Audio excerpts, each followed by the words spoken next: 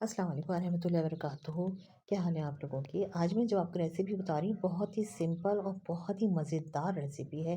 चने की दाल और लौकी, जनाब हमने चने की दाल भिगो के रखी थी थोड़ी देर, उसके बाद हमने इसमें पानी डाला।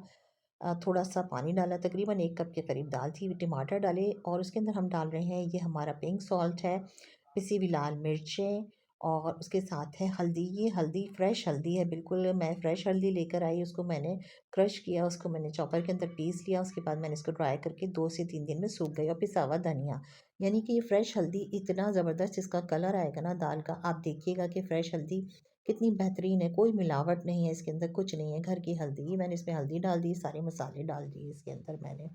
उसके बाद लहसुन अदरक का पेस्ट डाला है 1 चम्मच इसके अंदर ना। इतनी ज़बरदस्त होती है ना ये दाल, इतना ही मज़ेदार होती है। कुछ लोग इसको दालचा भी कहते हैं, हम लोग इसको सिंपल कहते हैं, सिंपल वर्ड्स के अंदर चने की दाल लौकी। अच्छा, ये है लौकी। लौकी को इस तरह क्यूब्स में मैंने काट लिया, दरमियाना, बहुत ज़्यादा पतला भी नहीं, बहुत ज़्यादा मोटा भी नहीं, बस इस तरीके से हमने काट लेने हैं चंक्स टाइप इसके।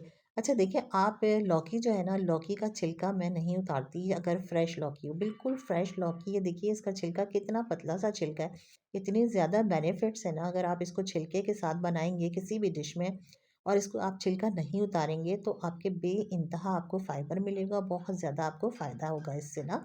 बेइंतहा ठंडी होती है ये, जिगर के लिए बहुत अच्छी है, बहुत सारे फ़ायदे हैं इसके। तो देखिए कितनी फ्रेश फ्रेश लग रही है ना, कितनी शाइन कर रही है ये। मतलब मुझे तो क्रेज़ है वेजिटेबल्स का ना, मुझे बेइंतहा पसंद है वेजिटेबल्स। और ये लौकी और चने की दाल इतनी मज़े की लगती है, आप बॉयल राइस के साथ खाइए इसको, आप इसको बघारे चावलों के साथ खाइए, रोटी के साथ खाइए, पराठे के साथ खाइए, खाली चमचे से खा लीजिए। मतलब एक बैलेंस डाइट है ये आपकी, बैलेंस मील है। इसमें आपको कार्बोहाइड्रेट भी मिल रहा है, फाइबर भी मिल रहा है, मिनरल्स भी मिल रहे हैं। इसको फिर हमने कुकर में बनाने के लिए रख दिया, उसके बाद हमने इसको घोट लिया। जब ये गल गई तो सब, अब हम लगाने लगे हैं इसमें बघार। बघार के लिए ऑयल लिया, उसके अंदर मैं प्याज डाल रही हूँ। बिल्कुल नहायत ही सिंपल रेसिपी है, कोई इसमें इतनी ज़्यादा चीज़ों से नहीं डाली जाती। गोल वाली मिर्चें डाली मैंने इसके अंदर, प्याज, गोल मिर्चें, एक तेज़पत्ता।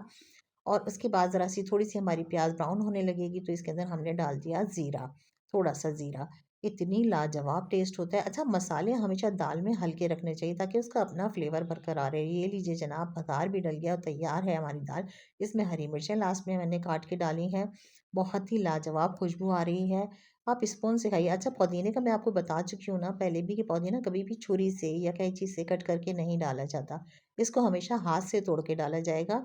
तो पता है क्या होगा, ये ग्रीन ग्रीन ही रहेगा आपका पुदीना, आपकी हांडी जो है ना उसमें पुदीना काला काला तैरता हुआ नज़र नहीं आएगा।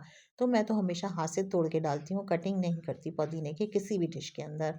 तो जनाब ये लाजवाब सी दाल तैयार है, इसको पराठे के साथ खाइए, बॉयल राइस के साथ खाइए, हमारे अचार के साथ खाइए जो झटपट अचार है। सारी रेसिपीज़ आपके पास हैं। तो तैयार है ये दाल। अल्लाह हाफिज़।